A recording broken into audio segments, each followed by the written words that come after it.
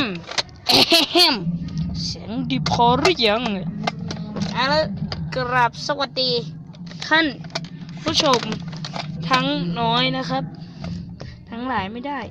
คนกดซับแค่8 คนมาเดี๋ยววันนี้ผมมีอีเวนต์จะมาบอกก็คือถ้ามีคนกดซับผมเนี่ยหรือกดไลค์แฟนเพจผมประมาณ10 คนเนี่ยผมจะได้ฟันเฟสดีให้ดูเว้ยอะไรประมาณเนี้ยโอเคมาวันนี้พรีเซนต์ปืนเนิร์ฟเนี่ยปืนเนิร์ฟผมค่อนข้างที่จะกระจอกนะฮะนี่ครับนี่ภายในรถผม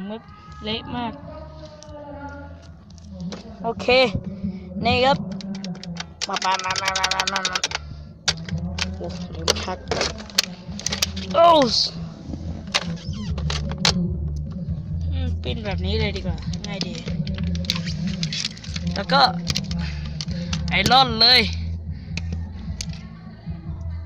เล็กอันนี้มางานอะไรไม่รู้เนี่ย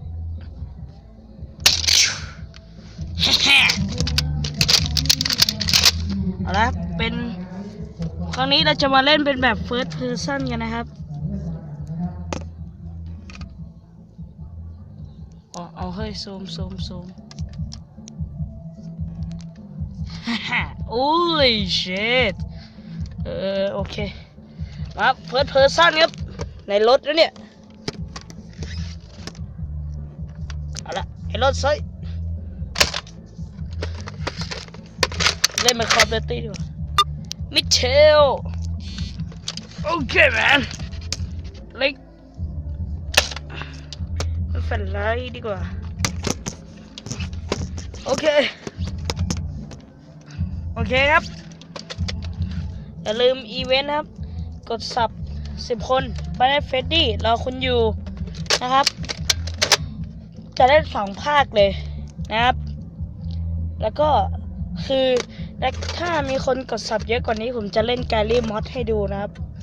เพิ่งโหลดมาวันนี้เองโอเคครับเจอกันคลิปหน้าครับสวัสดีครับ